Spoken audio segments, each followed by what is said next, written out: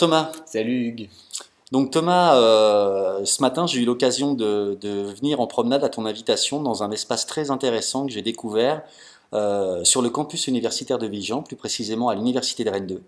Et donc j'ai découvert un espace et cet espace j'aimerais bien que tu nous en parles et ensuite un petit peu de ton implication dedans. Ouais, c'est la salle B016 et dis-nous un petit peu ce qui se passe dans cette fameuse salle B016 de Vigan. Alors derrière ce nom barbare, B016, se cache la future antenne du LabFab at Rennes 2. Donc pour l'instant, nous sommes ouverts le mardi de 10 heures à midi dans le cadre de monitorat que j'assure sur les technologies émergentes de création numérique et le prototypage rapide et le DIY, donc processing, Arduino, ce genre de choses, la récupération aussi de matériel.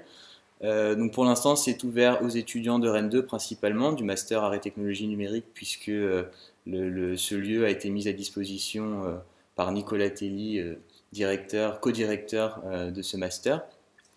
Et donc on a également des étudiants d'autres masters de Rennes 2 qui sont présents, notamment en communication, et peut-être à terme des étudiants de Rennes 1 et d'autres établissements d'enseignement de Rennes. Donc moi ce matin j'étais assez séduit parce que d'une part il y avait du monde, donc j'ai vu qu'il y avait pas mal de monde et qui était vraiment en train de prototyper avec du matériel. J'ai constaté aussi que vous aviez déjà un peu de matériel intéressant pour prototyper. Donc. Bah ouais, on a des kits Arduino avec une petite bibliothèque de capteurs pour mesurer une intensité sonore, ce genre de choses.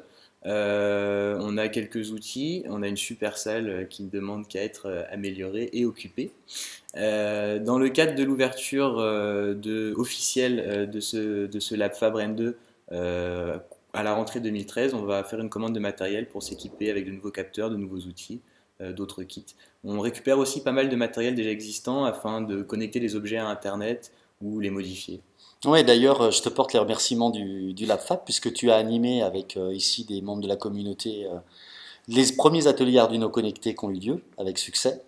Et donc ça signifie que du coup la collaboration va pouvoir se prolonger entre Rennes 2 et le LabFab qui devient étendu par le coup. Voilà, bah c'est l'idée en fait de créer un réseautage sur Rennes entre différents lieux de fabrication digitale, prototypage et de permettre une collaboration entre les acteurs du numérique sur Rennes. Et donc le lieu, l'accès est gratuit pour les élèves, ils peuvent venir le mardi de 10 heures à midi comme ça en frappant à la porte, comment ça se Alors passe? ouais, jusqu'à la fin de l'année, donc c'est totalement gratuit, c'est le mardi de 10 heures à midi en salle B016. L'année prochaine, les heures d'ouverture ne sont pas encore définies, mais vraisemblablement ça devrait être à peu près 4-5 heures par semaine. Donc l'accès est ouvert à tous les étudiants pour l'instant. D'accord. Et bah écoute, c'est génial. Donc ça veut dire qu'il y a encore d'autres lieux de prototypage numérique qui sont ouverts. Et juste une question, qu'est-ce qui t'a amené toi à être un peu en ligne de front sur ce projet qui se tient actuellement sur l'université de Rennes 2? Alors moi je suis arrivé à Rennes en septembre, j'ai eu la chance de rencontrer tout plein de monde très vite.